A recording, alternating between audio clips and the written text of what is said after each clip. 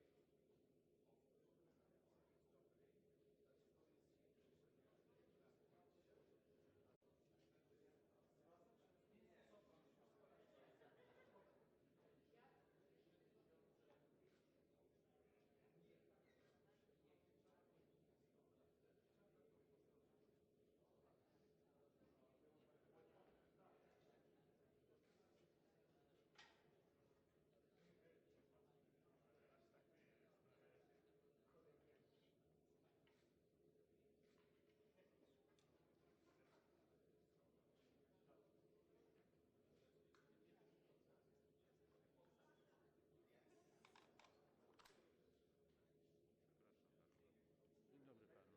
Krzysztof Turkowski, doradca właściciela. To pan ma zrobić materiał, bo przekazywałem to, tak? Dla nas. Tak, ma co zrobić i tylko... No nie wiem, pan jest anglojęzyczny? Czy pan... A, przetłumaczą plus... Widzi pan tego pana w okularach? To jest wydawca główny tego i będziemy współpracować z nim. I tego Sarrazina. Jeśli plus...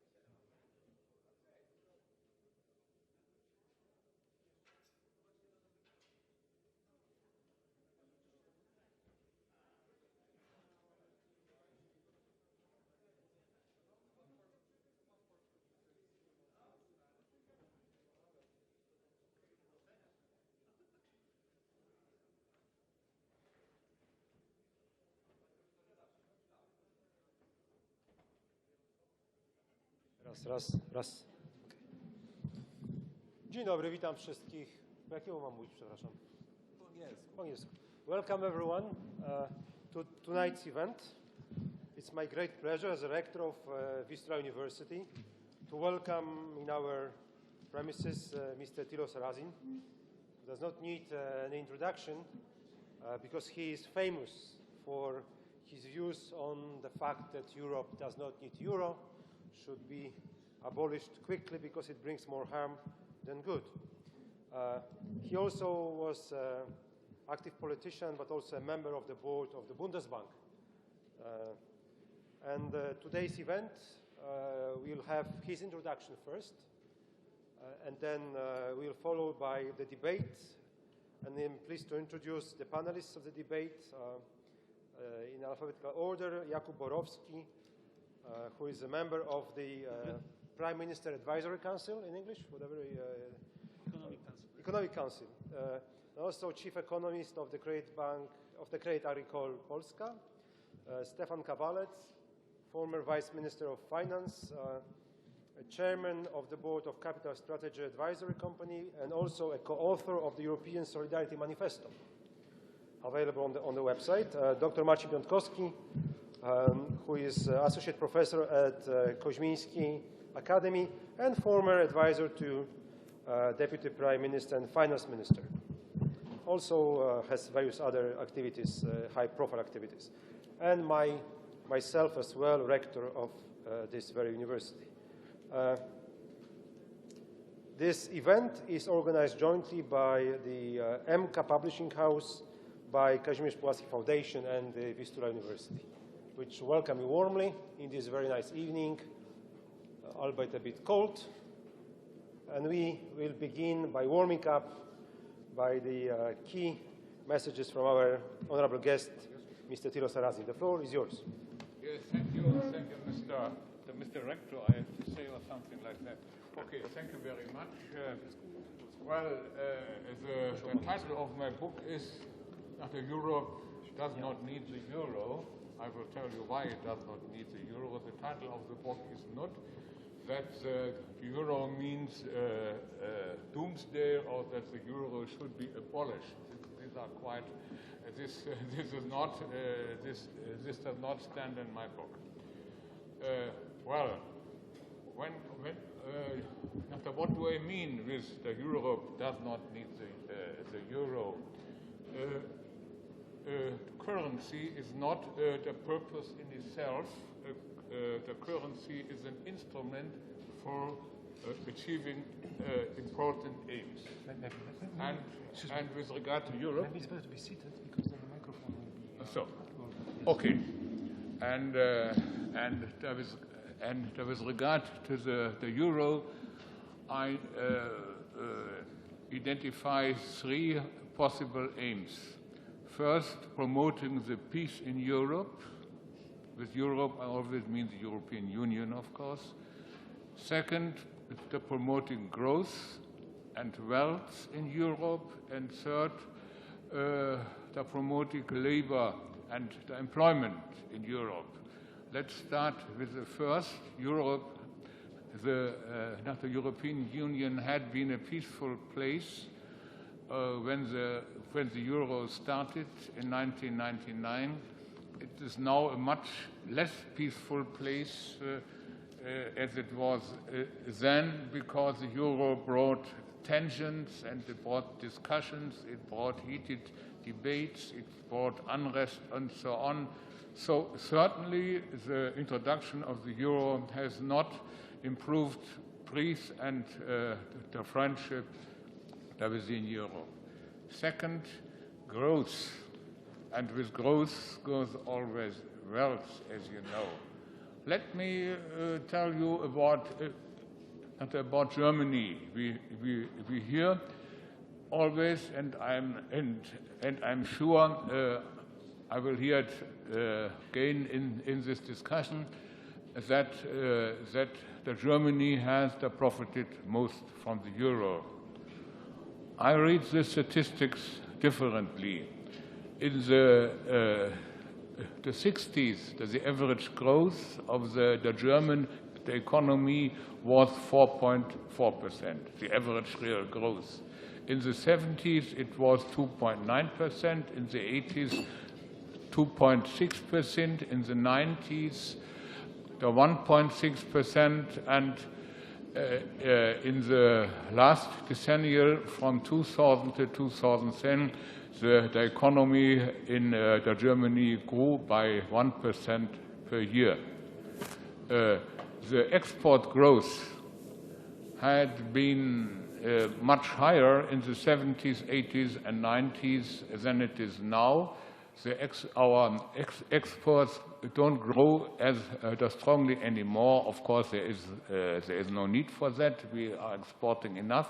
But the export growth is especially slow to the other countries who have the euro.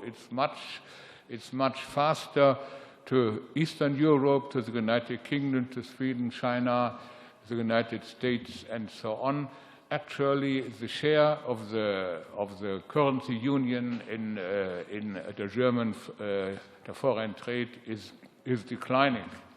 As regards to the labor market, the labor market profits from the reforms by the Chancellor Schröder at the beginning of the last decennial. This is what fosters the German labor market and what has improved the figures. This did not come from economic growth. So the euro, to make it short, brought no advantages at all to the German economy.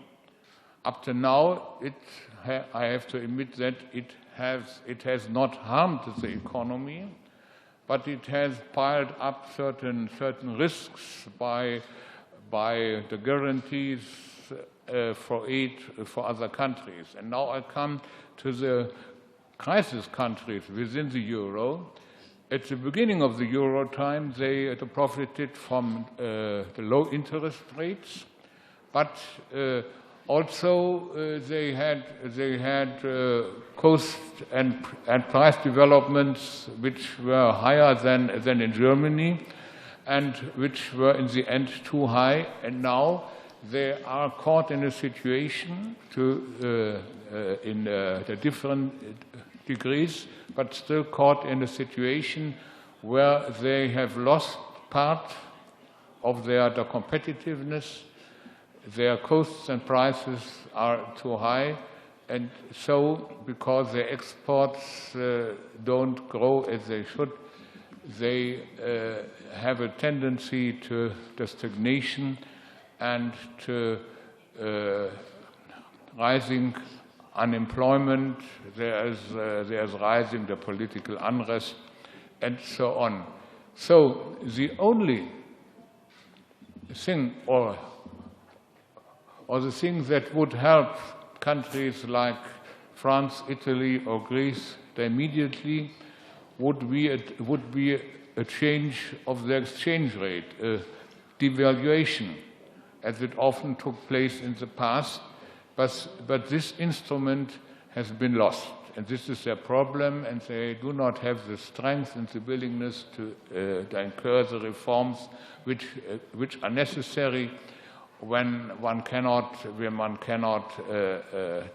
not adapt to the exchange rates. And now, to make my argument short, I come to the prospects of Poland. The development of the Polish economy over the last 2 decennias has been favorable, as you all know, and it continues to be favorable, and of substantial help with that development was the flexible exchange rate of the Polish zloty. Poland has experienced several changes in its exchange rates in the years after 2009. There was a substantial depreciation of the currency, which was favorable for the competitiveness, and I think Poland was very successful in adapted adapting its costs and its wages to the competitive environment. The wages, for example, are still lower than in Germany, but the gap is closing. And now I come to the upside and downside if Poland joins the euro. The upside certainly is if you not across the border, you need not change money anymore. But this is about the only upside that I can discover. The downside is when you pass through times with a weak economic performance. For example, when the inflation is higher than it should be for some years, this can always happen. When there have been too much growth of the level of wages, when the government is not able to rein in the public deficit sufficiently, then it takes only some years and you are caught in a situation similar to that where France now is in, or Italy, where your costs are too high to be really competitive, and you have lost the main instrument to correct that, which is a lower exchange rate. And so the risk of the joining to the euro is the risks of the losing euro competitiveness and not be able anymore to fine-tune your economy. This is a substantial risk. But one has also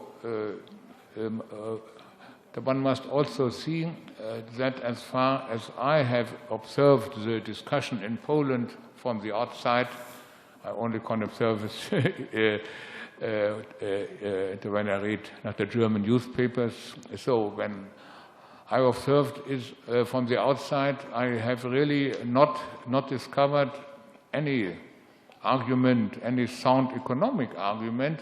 The main argument is the emotional one. Poland wants to join the club.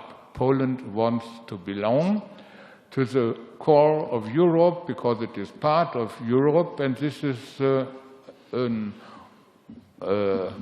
honorable desire, but it is not a feasible argument because one does not join a club if the joining of the club offers nearly no advantages except for a good feeling, but implies many unknown risks. Thank you. Thank you, Mr. Sarrazin.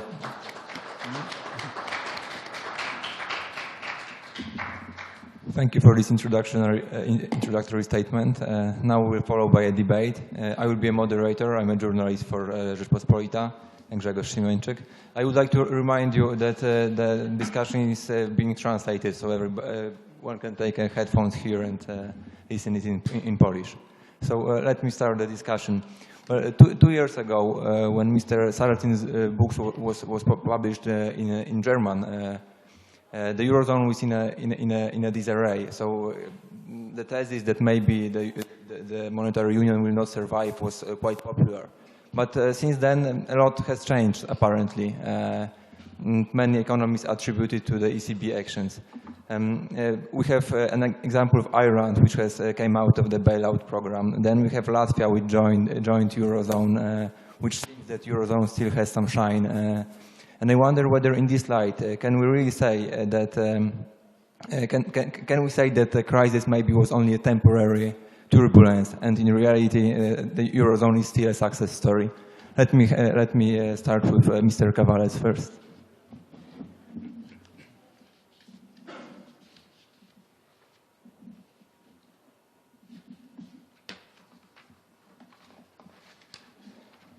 Good morning, everybody.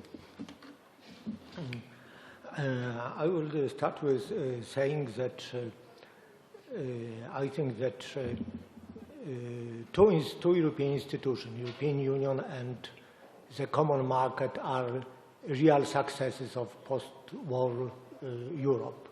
And actually survival of this institution is vital for Europe, for peace in Europe, and for economic growth in Europe, and also for Poland. However, euro, the common currency, which was thought as the next step to strengthen the integration, turned out to be a very serious mistake. And actually, during the current crisis, there are calls to defend euro because euro demise is thought to be the end of Europe. And I may understand these views, but I think that actually persistent defense of the euro is very likely to have quite opposite results, because instead of strengthening Europe and strengthening the European Union and the European market, it may result in disintegration. The problem is actually very simple and fundamental and mentioned by Mr. Sarrazin and by very many other economists.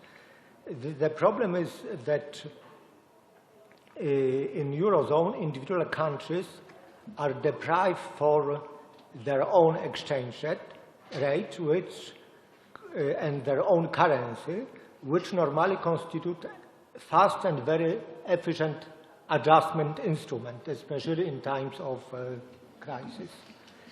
And the very problem of the southern countries in the Eurozone, such as Italy, Spain, Portugal, and Greece, is that these countries lost competitiveness and are not able to actually regain competitiveness. And actually the actions of the European Central Bank actually calm the markets, because ECB proved that it is able to protect sovereign bond markets in European Union from market speculation. But this action is actually buying time. And we should think how to use this time to mend the problem, because the very action of ECB did not resolve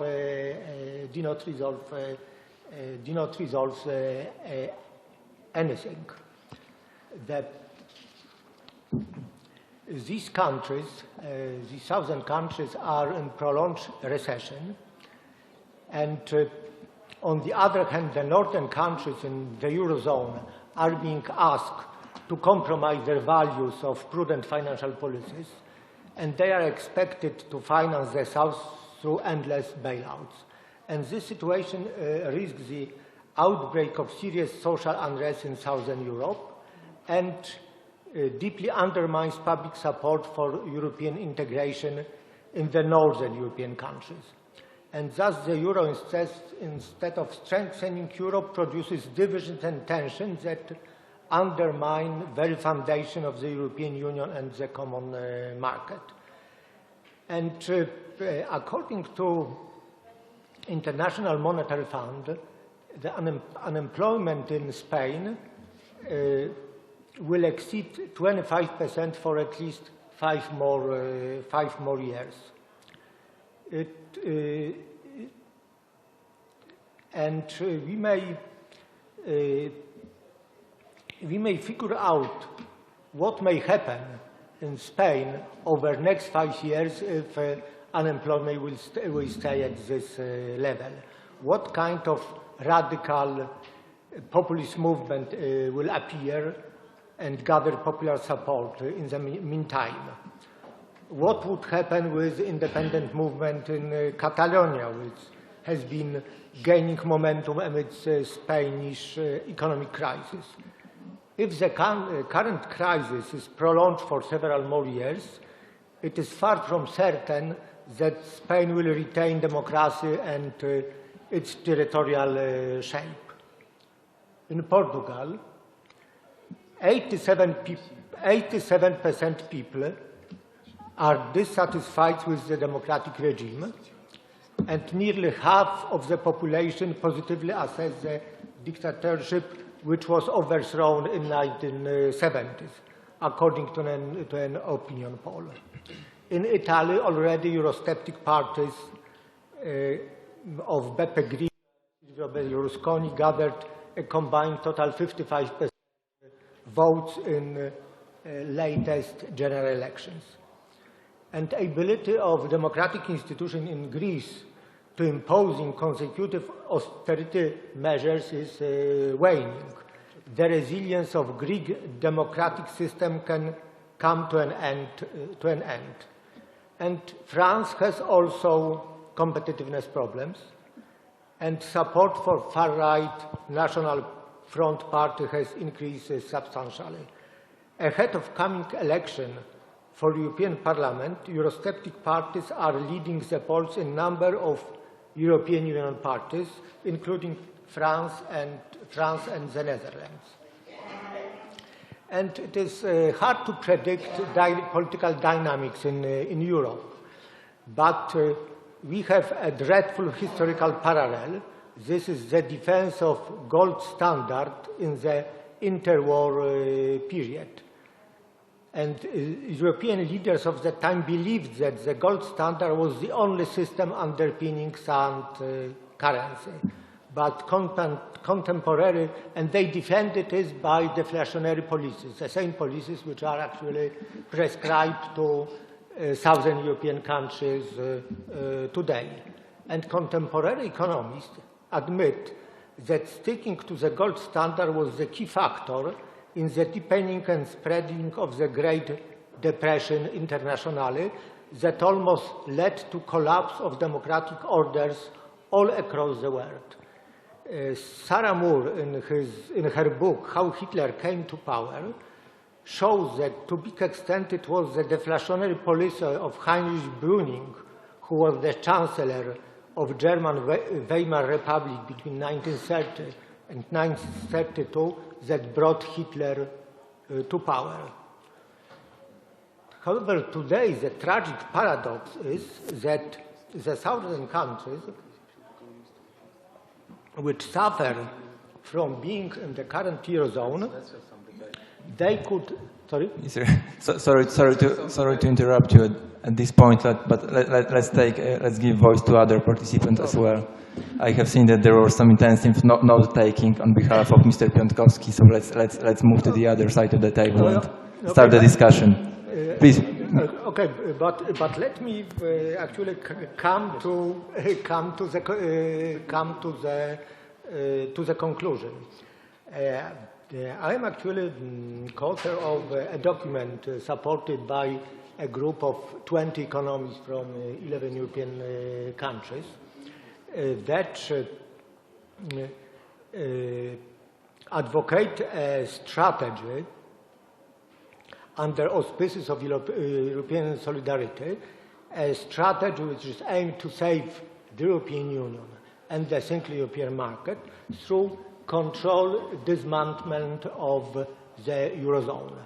And in order to avoid panic in the southern countries leaving the Eurozone, we think that the best strategy to resolve the Eurozone in a controlled way is a strategy where the Eurozone is dissolved through sequencing process, starting with the exit of the most competitive countries, especially Germany the first. And it should be connected with agreement on a new currency coordination system in Europe to avoid excessive currency fluctuation and currency wars. Thank you. Thank you, Mr. Kavalec. Let's move to the other side of the table. I have seen some intensive note-taking. Mr. Rybinski, please. Thank you. Actually, it was by accident. We didn't plan it, but I think we are sitting in a way that the three of us here have a bit more sympathy to the euro than Stefan has. But so let's see. Let's see. I wanted to say that I think the diagnosis about why countries on the south of Europe have problems is completely wrong. It's totally wrong. It's not about the euro. Euro facilitated something, but the problems they have lies with two related issues, but not the euro itself. One, EU funds, European Union funds, and two, banksters. Which is, bankster is a word I'm using for combining banker and gangster. Okay, this is the bankster. Okay? What happened on the south of Europe is that they leveraged lack of competitiveness. Right? So it's only the lack of competitiveness, it is leveraged lack of competitiveness that happened. And that's why they have this crisis. Why not Ireland? Because Ireland is a bit different, and they're coming out in much better shape than the south of Europe. Now, what happened in the south of Europe, and to some extent in Ireland? European Union told these countries, you guys, by yourselves, are not able to do anything. You are stupid, lazy, blah, blah, blah. You can add some words that you can use. And the only way you can develop is we hand you money. 3% of GDP per year, 4% of GDP. You have it, grow.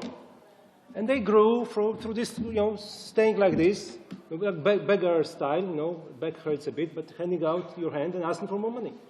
And over the years, they were unable to develop anything because they were just getting money from Germans, from Dutch, from others. So they developed economies which were focusing on developing through handouts from others, were not able to become truly competitive, with maybe north of Italy a bit different. And then came banksters. They said, with the Eurozone introduction, it's a great place. We can make a lot of money. I remember when I was still deputy governor of the National Bank of Poland, I remember a statement by a former president of the ECB, Jean-Claude Trichet, who was saying his usual stance like this: I see the only yield curve, the only one yield curve, which is the German yield curve. Now, every country has the German yield curve, and this is a great success. But that was the source of the problem, because banksters moved into these countries, completely ignored the risk premia, whatever, and they just were making money on compressing risk premia, ignoring everything. And then coming to these governments, please, we lend you money, do this. Coming to people, we lend you money. So the problem is not the euro itself. It's the EU funds that grew this country into competitive, less black holes, focused on getting money for free from other countries, and there are banksters who move quickly to make a lot of money hurting these countries. So solution would be let these countries develop their own capacity to grow, and if they're competitive enough, euro, no euro, they can manage. And second, stop the banksters. And if we stop the banksters and allow these countries to really develop their competitive edge, then they can live with euro. May happen with euro, without euro, but focusing on the euro as the source of the problem with ignoring the other issues is completely wrong. And let me state it again. The only countries that have the problem today, Portugal, Greece, Italy and Spain. And France. And France is a different league, I would say. These are the countries that benefited from massive inflow of the EU money that killed their competitiveness. Thank you. Thank you, Mr. Borowski. So what about you, Mr. Borowski? Do you think that the crisis was caused by the euro, or it was the fault of certain sinners, certain weak countries who didn't obey by the rules? Okay, let me first of all thank you very much for inviting me for this conference, so Professor Rybinski and also University of Vistula. Well, let me start with the diagnosis first, as it was done by my predecessor. First of all, I think that euro has been made an easy scapegoat. So people think everything what is bad, everything what went wrong is related to the euro. So let me mention some factors that were behind this crisis and were not related to the euro. First of all, the cyclical position of the world economy, the US economy and the euro area economy. Those economies were, by some measures, overheated.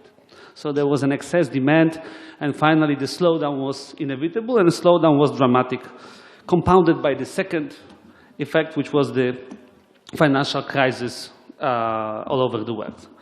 These were two factors, and of course there were some other factors, domestically driven factors in the euro area that made those countries borrow more and more, that fueled the domestic demand. One of them, to make this debate a bit more heated, was the German approach to the problem. So 2003, the dilution of the Stability and Growth Pact, a very strong signal sent by the Germans and also French government to the other Eurozone countries that, well, the rules that we set up are not binding anymore. And actually, Mr. Sarrazin is writing about it in this book, which I read with very great interest. So I think the issue is much more complicated. That's the first thing. Second thing is this issue of exchange rate depreciation, competitive devaluation, the issue that was raised by Mr. Kavalec. I would call it a mirage of the exchange rate depreciation. Why? Because we know from the theory of economics and also from empirical findings that you cannot resort to this instrument all the time. You can devalue, you can generate massive depreciation, but at the end of the day, in the long run, this is not the way to solve the problems. Krzysztof Rybinski was looking somewhere else, trying to point some banksters, trying to point the cheap, easy money flowing to those countries. I would probably point to some other things like non-effective macroprudential supervision in those countries that let the credit grow too fast. There are many explanations. So the exchange rate depreciation may be efficient in the very short run. However, to discuss the Eurozone experiences from the point of view that was proposed by Mr. Kavalec, then we have to ask the question, what would be the alternative scenario? So how the Eurozone would behave if, or the Eurozone countries would behave precisely if there hadn't been any euro. So we would probably have massive exchange rate depreciations in the southern countries from time to time. So large exchange rate volatility, much higher interest rates, much lower inflow of foreign direct investment, and we know it because there have been research, very good research, suggesting that the inflow of FDIs to Eurozone countries until 2008 was between 15% to 200%. Of course, the uncertainty is large because there are various ways to study this issue. The trade effects, we know there may be some positive trade effects related to elimination of exchange rate volatility. There were different studies on this issue. The last studies, they suggest it was quite moderate, quite small. However, it was there. So anyway, the Eurozone benefited from exchange rate stability. The numbers that I have, for instance, and these are the numbers for Mr. Sarrazin, I think they are quite interesting. These are the numbers derived from the Eurostat statistics. The exports of Germany between 1999 and 2012, they rose altogether by 72%, the exports to the other Eurozone countries. Then you are saying, well, the problem is that the exports to the other countries, developing countries, they went much faster. And this is probably the signal that the euro was not a success. This is not a signal that the euro was not a success. This is actually totally in line with the trade theory. The trade is moving faster, is developing faster, where we have higher growth rate, in the longer run growth rate. And actually, it's quite normal that the trade between Germany and developing countries, including China, was growing much faster than the trade between Eurozone countries and Germany, because those countries are much more affluent and they cannot grow at the same rate. This is I think, quite understandable. And last but not least, let me make one positive and optimistic point. I think here at this table, everybody agrees that the southern countries of Europe, they suffer from institutional failures, or they lack good institutions. And then the question is following. If we didn't have the euro, would they improve their institutions? Would they reduce the black economy in Greece, while at the same time resorting to those massive devaluations? I don't think so. Market discipline. But there is no market discipline if we have the country that have flexible exchange rate and basically is using this as the only factor, because they don't have motivation to do the other measures and introduce other reforms. And what is happening now? Step by step, I am not enthusiastic about it, but step by step, southern countries are forced to introduce those changes. Mr. Sarrazin is saying in his book that the southern nations are mentally different. You are saying this in this book, that they are mentally different and they are unable to do it, finally, to change in the long run. I think this was your point. So the final point for me is following. I remember very well, and this is also the notion that was used in my generation, the notion of polnische Wirtschaft, the notion that has been known to the generation of my parents and generation of people in the same age as I am. And if you ask the new generation in Germany what it means, polnische Wirtschaft, they don't know. This country has changed. These people have changed because the system has changed. So I would say that in the long run, it is a chance for Greek people, for Spaniards, for Portuguese to change their institutions, as long as they are pushed by Germans, by the system itself. So, and I think the chance that they will reform it is greater than in a situation when they are outside the euro area. Thank you, Mr. Borowski. Before we give Mr. Sarrazin a chance to rebut these arguments, let me give the voice to Mr. Piątkowski first for his introductory. First of all, let me congratulate Dr. Sarrazin for a very inspiring book. I enjoyed reading it. There's this tour de force in many ways. But I have to say that your main argument, which is that Europe doesn't need the euro, is an argument that I fundamentally disagree with. And I would argue that, in fact, Europe needs the euro because it knows that euro makes sense, that it can work. I believe that Europe believes in the euro because Europe knows that the eurozone can be fixed, and this fixing is already happening. And third of all, that Europe can and will likely, I'm not sure, I don't have a 100% guarantee, but will likely succeed with the euro, because indeed Europe with the euro can reform more than in a situation without the euro and without the eurozone. And let me now elaborate on the 3 points. On the first one, Europe makes sense, and there's a lot of countries that have benefited. And I actually find it quite bizarre that a German guy wrote the book from a country that was par excellence the main beneficiary of the introduction of the euro. Germany was the #1 country that has put all the southern European country into a eurozone prison where they could not depreciate their way out into competitiveness. And if you look at any counterfactual, and Kuba helped me here, Germany has increased its exports to Southern Europe significantly more with the euro than would have ever increased without the euro. And I think this is a pretty powerful evidence which could also be shown later. So in fact, Germany has benefited by indeed not allowing Southern European countries to depreciate their way to competitiveness, therefore to import less from Germany and export more to Germany, including Metaxa and Greek Sunshine. And also, when you criticize German performance in the eurozone or the eurozone as a whole, I mean, if you look just at the data, from the introduction of the euro in 1999, German GDP per capita growth, you know, on the average income of an average Schmidt family in Germany, has increased faster than in the US. The US with these supposed entrepreneurship, innovation, Apple, Google's, and the like.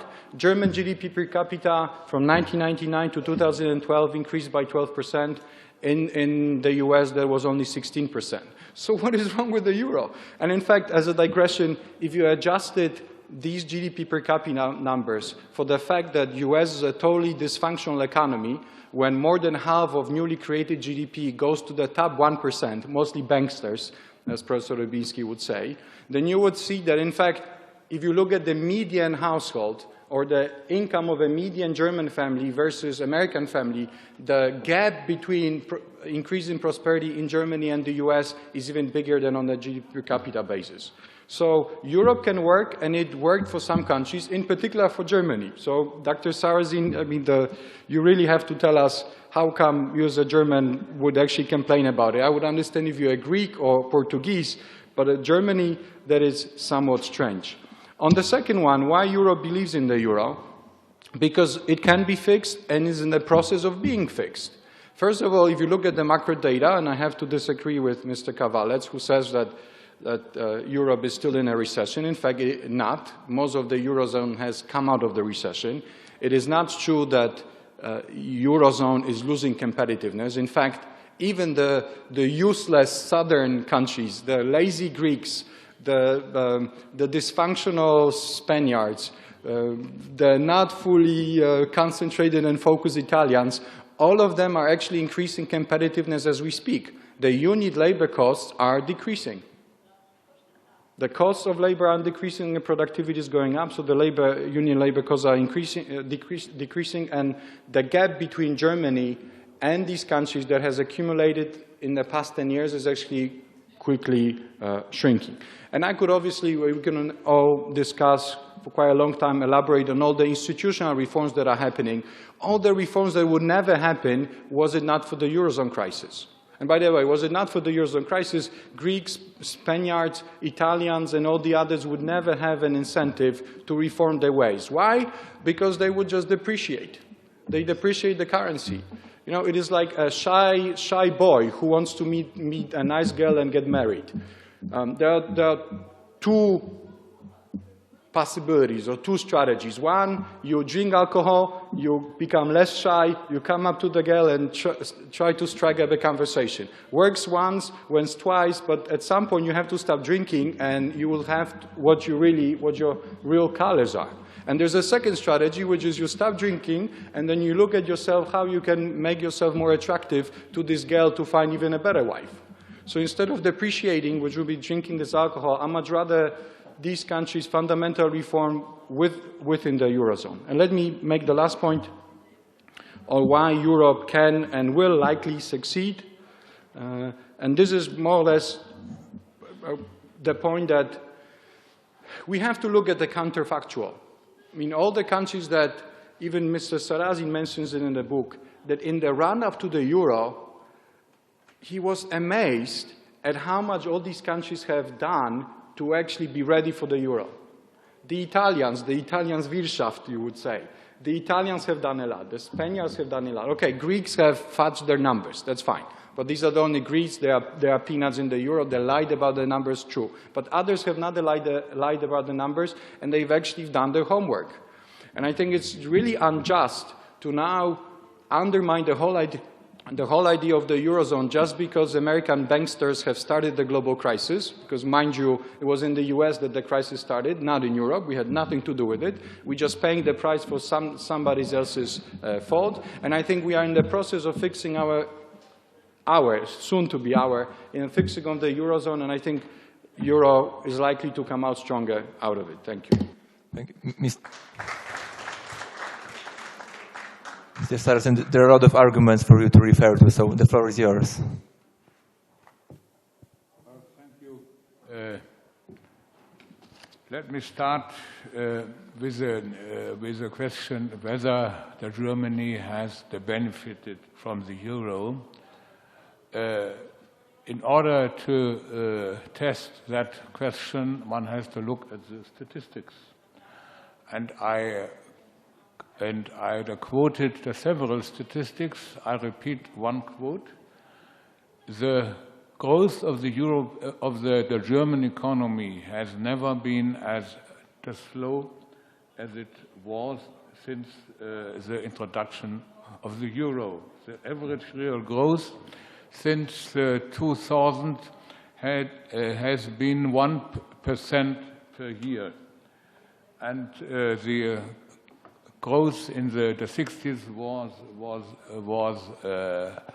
at a 4.4%, and even in the 90s, 1.6%. So this is quite clear. Growth has not been fostered by the euro. Secondly, the German exports grow much slower than they grew before the euro. In the 70s, when the system of the Bretton Woods broke down and the Deutschmark had appreciated by 50 to 60% against pound, dollar, and so on, the exports grew by 180% from 1970 to 1980. In the 80s and in the 90s, the growth of our exports was 80%, and from 2000 to 2010, the growth of our exports fell to 60%. I do not say that was because of the euro, but certainly the figures do not prove that the euro has accelerated our export growth, and the share of the euro countries has ever been falling in our export statistics. Actually, we are running an export deficit with Italy and with France. The problem is, or it's a fact, that the German manufacturers' goods are not very price sensitive, so we would be far better off if they were more expensive.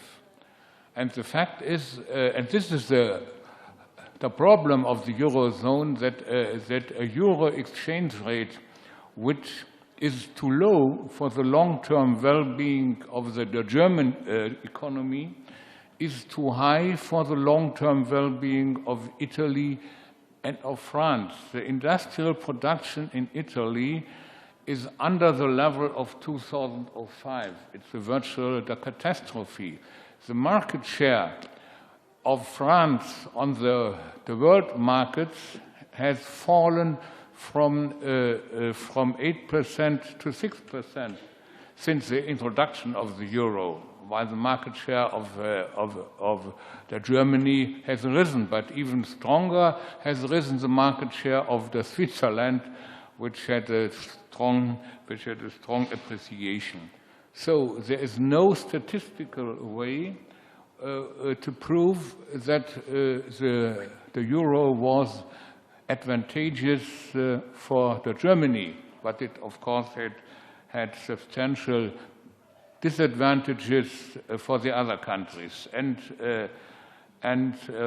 what regards our income per capita and its growth in comparison to other countries, please look up in the Polish edition of the book, page 80 and 81, and respectively page 85. There you see an index of the real the GDP based the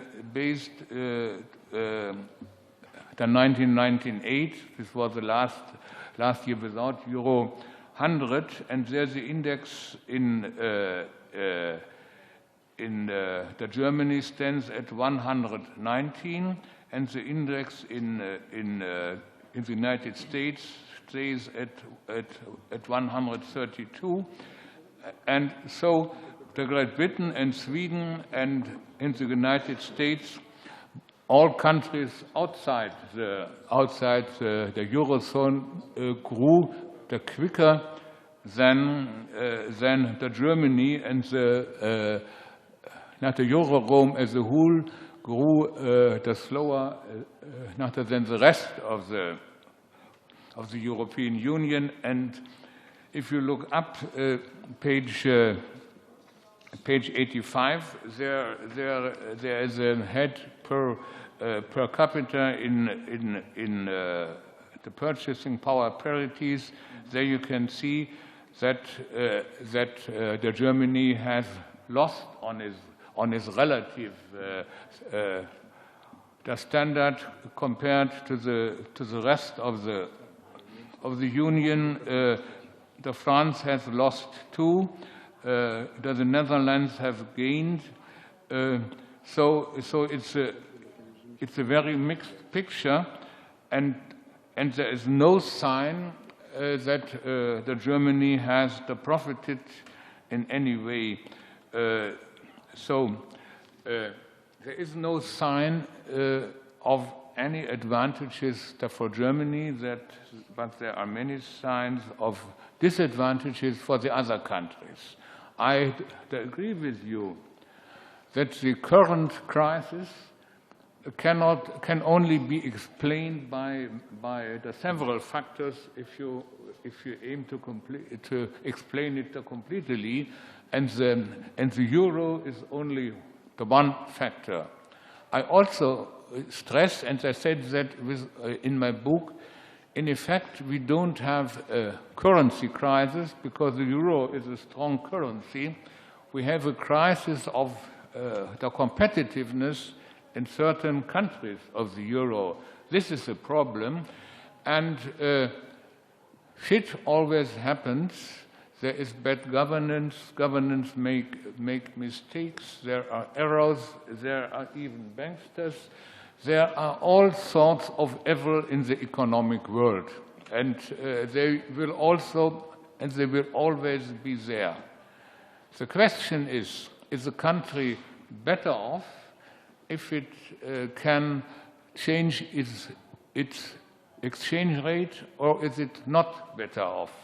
This is the question, and I have a long experience with France and Italy and the other countries. I was civil servant in the Federal Ministry of Finance since the beginning of the 70s. It was when all the turmoil started. There are countries who have a higher the natural inflation rate because of their internal structures, and those are the southern countries. There will also always be a tendency to a slightly higher inflation there, and if they have no means to adapt to that, they will always have difficulties. Take for example Turkey. Turkey is has been very successful over the last 15 years. The Turkish lira has depreciated by 80% since the beginning of the euro, and to compare that to Greece. At the beginning of the euro, the capita per head in Turkey was 40% of the Greek level. Now it is around 80% of the Greek level. So the euro did harm to Greece because it couldn't go the same way as did Turkey. And to the question of changing mentalities, look at South Italy and North Italy. They are unified. They were unified in 1860, to 150 years ago, and still there is this yawning gap in mentality between the North and the South, which is even getting bigger. And I seriously doubt that the mentality in Greece will adapt quickly to not the Middle European standards, and so it's a matter of the philosophy. My philosophy is let countries seek their own way and let their concerns be their concerns. The problem with the euro is that the lack of governance in other countries is all of a sudden our concern. This used not to be the case. I'm quite happy that Poland can look after itself. If Poland joins the euro, the state of the Polish economy and the outcome of Polish elections and whatever would also be subject on the European summits. I don't think that this is a good development. Let's combine our forces where we can do things together. This is a common market. These are fair rules of the competition, and let's go our separate ways where this is better for the single economy. Thank you. Thank you. Gentlemen, let me ask you to be more concise in your statement so that we can have some discussion. I would like to ask one question to Mr. Piątkowski, who seems to be the most optimistic on the future of Eurozone. Do you think that if Eurozone is really in such a good shape, do you think that we should try to join straight ahead as far as possible? Should Poland join Eurozone as far as possible if Eurozone is such a good state? And let me start with Mr. Piątkowski because he is the most optimistic here. So, let me start by saying that I do not believe that Eurozone is such an optimistic state. I do believe, though, that it is in the process of fixing itself, that it can and will likely succeed in the reform process. That said, as for Poland, my bottom line would be that Poland doesn't really want to yet and is not ready to enter the Eurozone, and the Euro doesn't want us yet and is not ready for us either. So I think up until at least 2020 and probably even beyond that, any talk about the Euro accession for Poland is political theatric and largely a waste of time. We can all have academic debates, but it's just not going to happen for all kinds of reasons, both that are internal to the Polish politics and Polish economic situation, and also to what is happening in the Eurozone.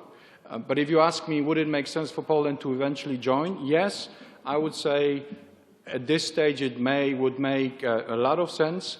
In fact, the Eurozone crisis, I would argue, has been a blessing for Poland in a sense that, first of all, it has depreciated our currency. Was it not for the Eurozone crisis, the zloty would be significantly stronger and the Polish exports would be significantly lower. Thanks to the Eurozone crisis and all the bad Greeks and Spaniards and Italians, Poland has become the China of Europe in terms of price competitiveness. Not only that we increase our labor productivity faster than wage growth, but at the same time our nominal exchange rate is much weaker than the fundamentals.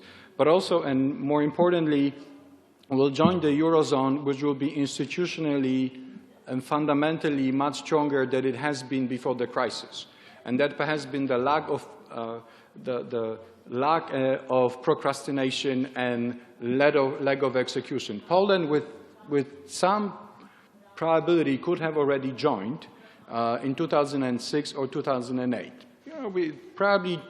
We're that close. It was a number of decisions by leading policymakers. We could have made it, but we didn't, and it turns out that it probably was a lot of luck. And now we can just stand on the sidelines, continue to be China of Europe, increase our exports like there's no tomorrow, change and improve our economy structure towards exports that we were never strong in. I mean, we sucked. In Poland, this economy was never export-oriented, and this is changing as we speak. Our Poland export have increased from $6 billion in 1989 to $200 billion last year. And thanks to the Eurozone crisis, these trends will continue. But to sum up, Eurozone has a number of problems. I will be the last one to say that we should just relax and sit on the laurels and wait for the euro to replace the dollar or yuan in the future. No, not at all. I'm just saying that in fact, Eurozone will work better as a reform anchor for the Eurozone and for Poland to join the common currency after 2020. Thank you. I see that you have a partial agreement here, Mr. Sarrazin. What's your point on this?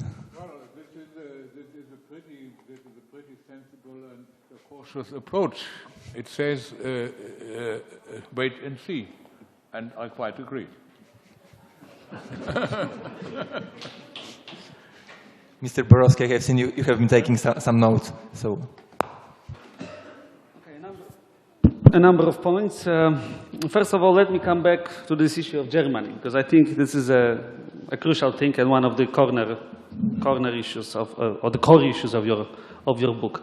What you are saying, and I am translating it now directly, it's difficult to notice the growth related to the common currency in case of Germany. Mm-hmm. Let me now come back to the data that Marcin referred to, and I did a very simple calculation based on the data you provided in the book. So GDP per capita expressed as a EU average. So in the same period, from 1999 to 2008, GDP per capita fell by 4% in Germany, 10% in the US, 10% in Japan, 5% in the UK, and there were only two countries important, let's say, not from the euro area and quite comparable with Germany, so Sweden and Switzerland, which had somewhat better result, so 2% fall in case of Sweden and 3% in case of Switzerland. So I would say Germany, in that time, did reasonably well. We have to make it relative, not absolute. But not because of the euro. No, maybe because of the euro, Germany did it relatively well. In order to defend the thesis that the euro did not help, you have to decompose growth. So you have to make a counterfactual simulation. If you don't make it, the way to circumvent it is the way I tried to do it. So I pointed to some trade effects, I pointed to some FDI effects, suggesting Germany and euro area as a whole benefit. The second issue is the exchange rate depreciation. Yes, Poland benefited from exchange rate depreciation massively at the beginning of the crisis. But if you look at the research, and a very nice piece of research was delivered by the National Bank of Poland, you see that the major factor driving the depreciation of the zloty at that time was the rising global risk aversion. So massive sell-off of assets of emerging market economies primarily. It was not triggered by the interest rate differential. So it was not driven by monetary policy itself, it was the global phenomenon. Then let me move to another period, 2012 in particular, and the beginning of 2013. We had again loosening of monetary policy in Poland without any reaction of the exchange rate. Why? Because we had a massive inflow of capital to emerging market economies because of quantitative easing in the United States. This is a beautiful example illustrating that this instrument of exchange rate adjustment may not be always efficient. And we did a research in Crédit Agricole with Christian Jaworski, he is sitting in the audience here. The research based on the experiences of CE4 countries, so all the countries of the region having floating exchange rates, so Poland, Czech Republic, Romania, and Hungary. And we show, and we will show the result of the research tomorrow at the competitive university, so Warsaw School of Economics, my alma mater, that the reaction of the exchange rate in those countries to the output gap was dramatically reduced. So, and we can imagine a situation like this in the future, that we will have, again, a strong recession, and the countries like the United States or the UK will engage again in quantitative easing because they find it efficient. They are convinced that this is a good instrument, efficient instrument. And then the monetary policy in Poland will not be as effective as it was at the beginning of the crisis. So again, the mirage of the efficiency of this exchange rate instrument. I am not saying it's not helping. It's helping a lot, but sometimes it cannot be engineered by the monetary policy tools in a way we want it. Thank you, Mr. Borowski. We're running out of time, so let us take a step forward and try to find some solutions to the troubles that Europe is currently undergoing. I wonder, just briefly, whether any of you gentlemen agree that we should let the weak countries out of the Eurozone in the current situation? Mr. Kavalec, what's your opinion here?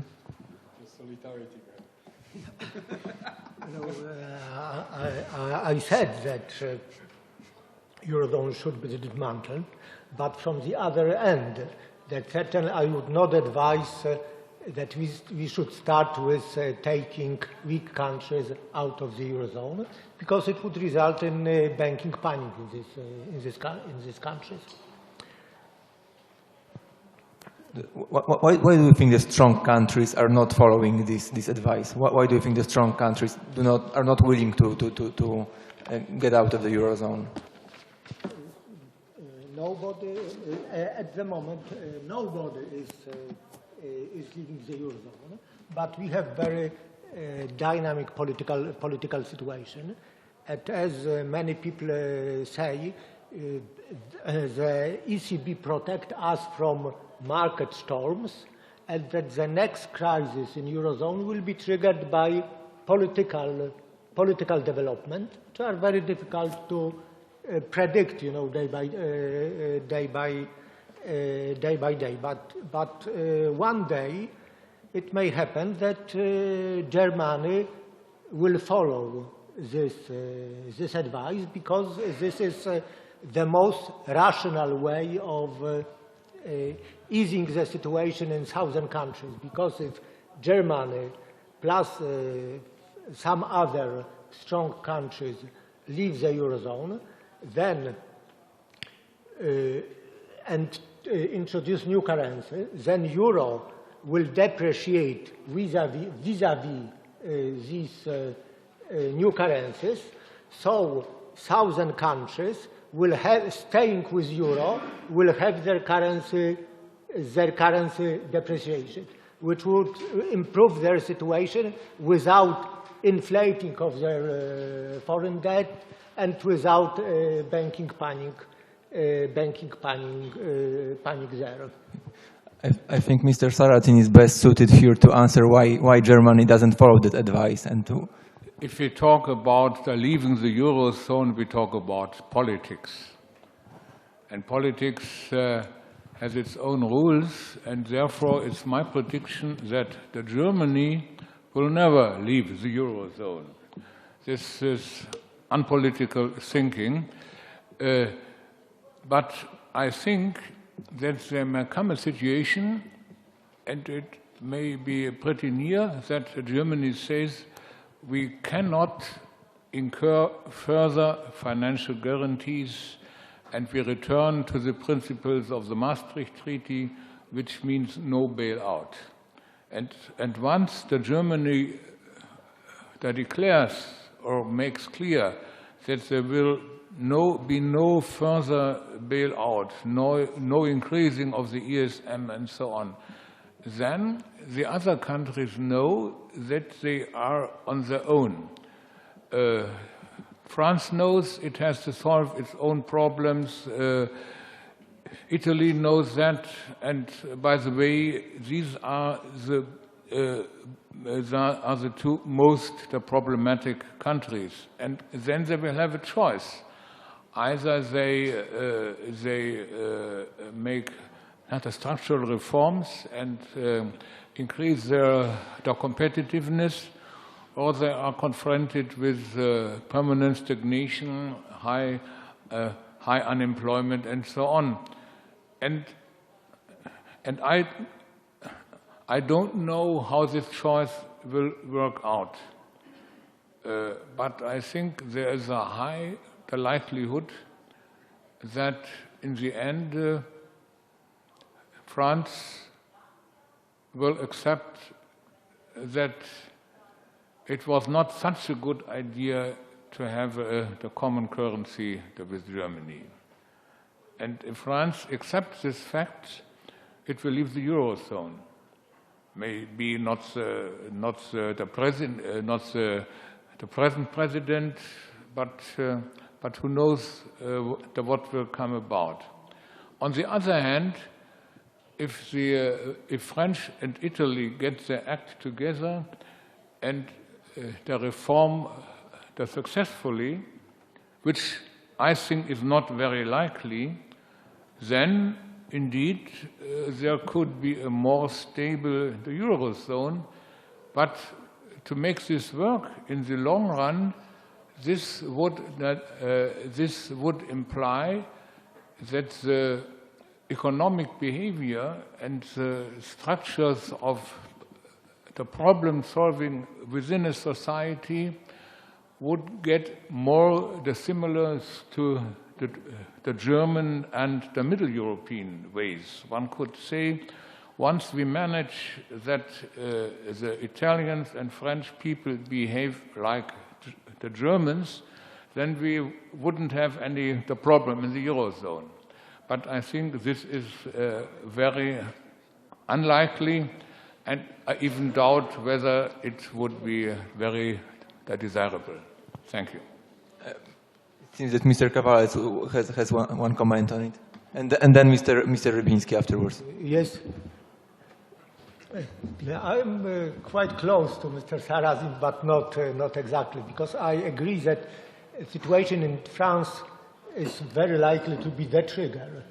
But I think that the crisis with France may result with France's request to Germany to leave the Eurozone.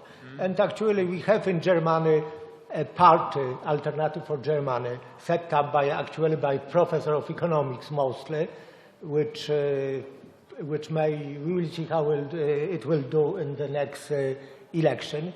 In Finland, one of also the strongest, more competitive country, there is quite a discussion, including the government, about possibility of leaving Euro. That this scenario of starting from the most competitive country is not so science fiction as some people think. It may be a reality. Professor Rybinski.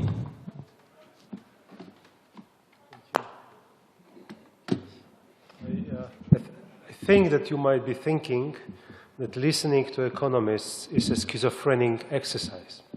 First of all, economists look at the same data and come up with completely opposite conclusions. Nothing is slightly different, completely opposite conclusions, but look at the same table in the same book. Right? Second, you hear from economists that depreciation is bad because it removes incentives from countries to reform. And the very next minute they will tell you, Poland was in an excellent situation because we got depreciation. And Turkey as well, by the way. Yeah? The third, economists, like 10 years ago, when I was a central banker, would say, central bank should keep inflation low. Our mandate is to have inflation stable, prices stable, inflation at 2% or close. That's it. Now, central bankers should try as hard as possible to print as much as possible to get inflation to 5, 6 or more, to help reduce the debt that politicians incurred over time in the private sector. So just a few years have passed and economists have shifted the consensus. Now the central bank should increase inflation and print the money. So what I'm saying is, don't expect us, as economists, to find any solution, to provide you with the proper diagnosis, because this is a bunch of schizophrenic guys who talking, funny language. All right? Second, I fully agree with Stefan and also with Mr. Sarrazin that the political dimension of this is becoming important. And the European Parliament elections are coming, and we will see social preferences revealed this year. They will elect some politicians. And very likely, the guys elected to the European Parliament this time will be a different bunch than we had last time. They be anti-Euro, anti-Europe bunch. You named Marine Le Pen and others. And this is a very dangerous process that may lead to unwelcome outcomes in the Eurozone. So to me, discussing Polish membership in the Eurozone, this decade is really an unwelcome production of CO2 at times when global warming may be a problem. So I would say we should wait and see.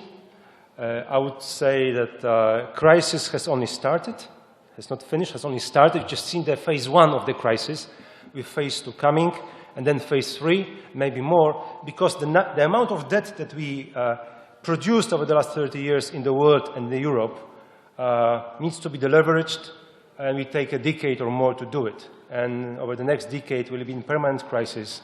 And the right question to ask is Euro helping to solve the problem or not? And here, from 5 economists, you will hear 5 or more recipes and diagnoses. So that's where I would leave you. Don't expect any consensus. It gets worse by the day. Well, last year there was a research on whether economists agree or disagree, and it turned out that actually in the United States they agreed on most points. And They disagreed to disagree. And Mr. Krugman said that it can't be true. We all disagree. And one commentator said then that economists can't even agree whether they disagree. So it's really difficult. Let us stop here and maybe ask the audience to ask questions to our participants. And I would ask you to try to ask short questions and point out who should answer them, so that there is one person answering. I'm Marek Grela. I'm the former ambassador of Poland to the European Union and former EU official. What strikes me most of today's panel? Very little said about impact of changes in the global economy on Europe's situation of today. We should be aware of it, that deficiencies of architecture of Euro is important, but it's not the unique factor influencing today Europe's situation. Second comment is why quite significant European countries, number of European countries, face the problems. Because the Euro, from the very beginning, had been projected for the structurally mature economies, or economies with ability to absorb change, to reform. And we face a problem in a number of, in particular, in a number of Southern European economies. Not so much in Central Eastern Europe, because we are in permanent transition from central planned economy to market economy to reforms to preparation of, for the European Union, etc. Second problem, which is purely political, is it will be at the end. Second important problem, in my view, is that final result of the Maastricht Treaty had been influenced by political consideration linked with German unification. If you read Delors' memoirs, which is the most fascinating book about Europe's economy of the last 30 years, it's crystal clear that this factor influenced extremely strongly. And there were some additional criteria for Maastricht before, but Germany had a choice to agree. If not, no German unification, speaking bluntly. Third problem. Key of Europe's, I'm not pessimistic. I would avoid notion that I'm optimist. The situation remains very serious. We had European Council meeting on 19th of November. Very dramatic.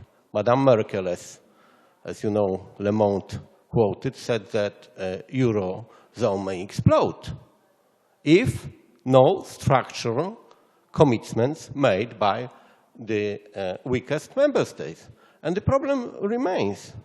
In Spain, we may discuss after the meeting some details. I was in Spain for a few weeks recently. It's a very serious situation. And the last comment is about future. Future rests on the situation of the weakest countries, but not only. One should recognize that, in my view, the future of Euro project rests today on the future of France. France is not so much, or not only about French economy, it's very much about the readiness of France to transfer some rights to the European institution. And France is very much against. And the mood in France is very pessimistic. And let me say, it's not just your book. I just bought the book, so I don't know the text. But because I'm reading another book on this issue, also advising to make a phase out of euro, published in France by a very respected person in French administration, strongly pro-European, François Heisbourg, Le fin de rêve européen, the end of the European dream. So, in my view, French position of euro is a key to, let's say, of euro as invented in the Maastricht Treaty. Thank you. I would like to ask you to please leave the comments for after the debate so that we can discuss in the after the debate is ended. And now, does anybody want to ask a question?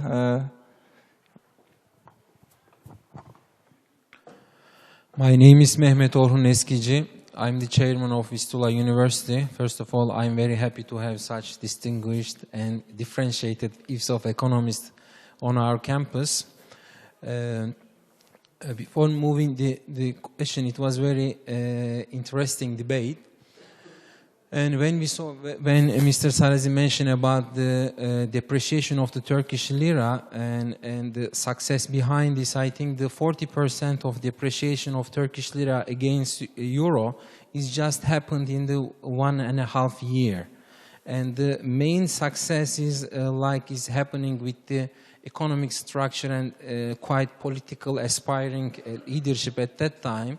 And the problems right now we are having with this depreciation is a little bit also I cannot say like political instability, but some of the democratic reforms a little bit halted, and it could be the reason.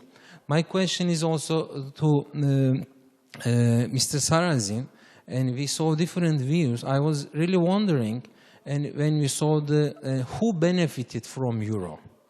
Now, we saw the problems and that happened in different areas. You mentioned that Germany is not that much affected. It was like a nightmare for many governors of the central bank in the last few years. And who benefited from euro? And my second questions would be related also like the audience with this, very practical. We just finished one meeting half an hour ago with our Polish bankers, and we are discussing for some credit. Should we get this in euro, or it is better to stay with zloty? And this part is also related to all economists. Thank you very much. Thank you for your question. Please. This is a question which cannot be answered. In fact, if one is scientifically honest, because there is no such thing as counterfactual history.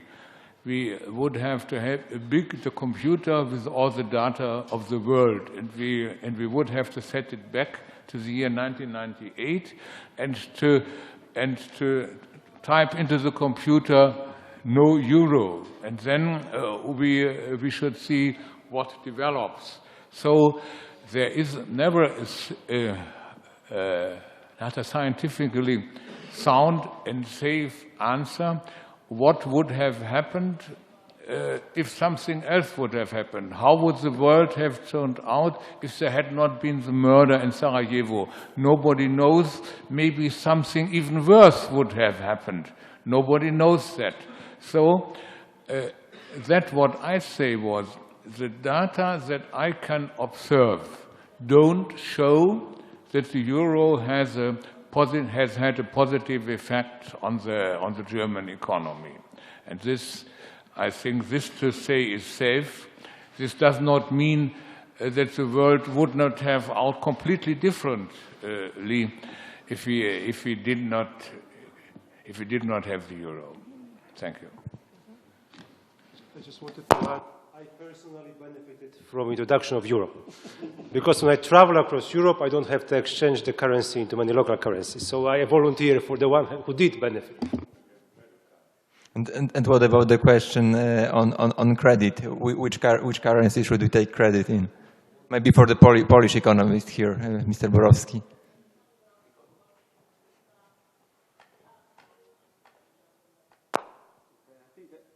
I think I would surprise everybody if I gave a direct answer to your question. So if you are a risk lover and you can face the exchange rate risk, then you can think about borrowing in the euro.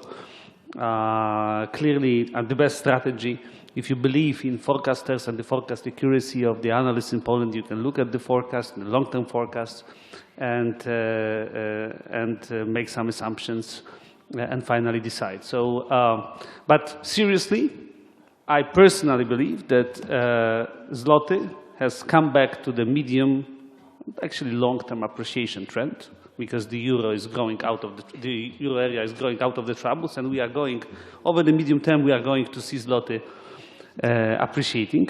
So this is the partial answer to your question. Okay, Mr. Piątkowski.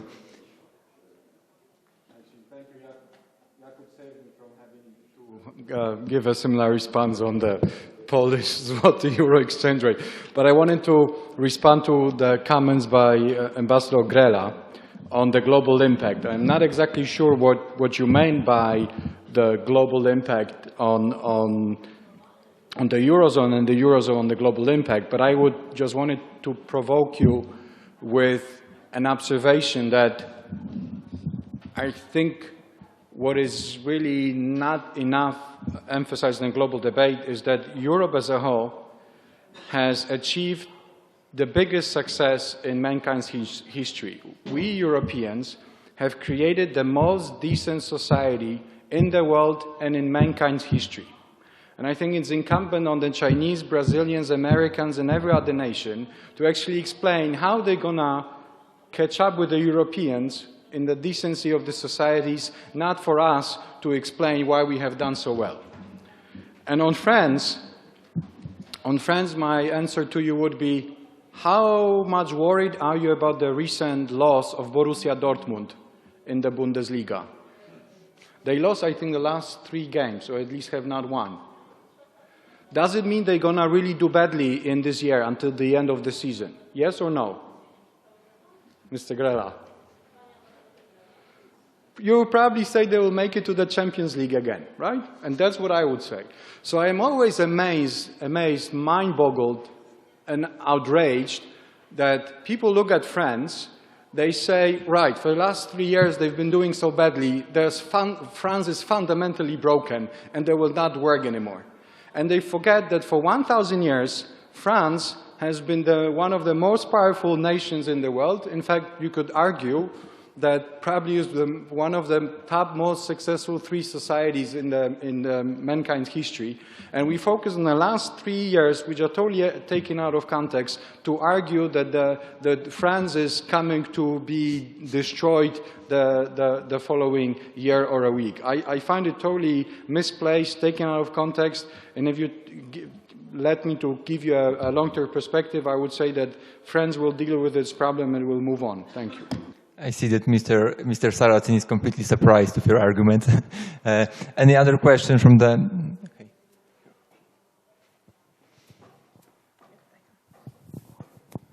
Okay. Marcin Masne. Ich habe 2 kurze Fragen an Herrn Sarrazin. The first question is, how should we pronounce your name? Sarrazin, Sarrazin, wir wissen es nicht. Sarrazin. I know it. But how should we pronounce your name? How should we pronounce your name? Sarrazin. Gut. Yeah. And the other question is, what's good and what's bad in the ideas of die Alternative für Deutschland? Nicht nur...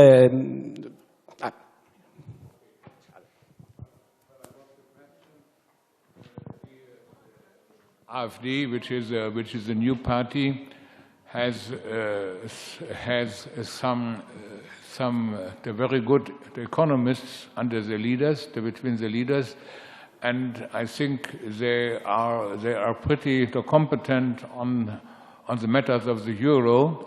On the other hand, the party is the new, and it is still not stable. So I don't know whether that they will succeed and find a stable form for themselves, and this is a condition that they will succeed in the long run. Thank you. I think we have the time for one more question, and we'll finish with that. Robert Lach, Vistula University. As it is very difficult to have an agreement on the past, I would like to make it even more schizophrenic and to ask something from the crystal ball. Japan devaluates its currency really quickly recently. If we compare it to the cranking speed of the American press, which Fed used to think about the 33% devaluation over a 10 years period officially, then we have Japan with 50% starting from and following this year. So we already see the rise of the inflation in Japan. Obviously, the unpaid liabilities in states are at the level of 126 US trillion. So the Fed was printing like 85 billions a month. So isn't that, couldn't that happen, that attempt to raise annual interest rate would be likely to happen? Thank you. Personally, well, in certain core matters, the economist always ends in belief and not in certain knowledge. Personally, I think that monetary matters are the less important in the long run for an economy than one usually thinks. What really drives an economy is the size and the quality and the industry of the labor force. This is the quality of the legal framework within a country. This is the level of investment and technical progress. This is what drives an economy, and monetary developments are mostly developments on the surface. They influence the short-term growth. They influence the inflation rate. They may influence nominal growth, but they never can change the fundamentals. So in the end, whatever monetary policy takes place in Japan, it doesn't change the fact that Japan has the population which is shrinking fast and which is getting older, and so in the long term, Japan will be a no-growth or a slow-growth country, and well, the debt is the internal problem. Thank you. Let us stop the debate here. I would like to thank all the participants for their comments. Thank you to Rector Rybiński for hosting us, and thank you to the publishing house MK, which published the Polish edition of Mr. Sarrazin's book, which provoked the discussion here. I would like to invite you to the discussions behind the doors so that we can have some more debate. Thank you.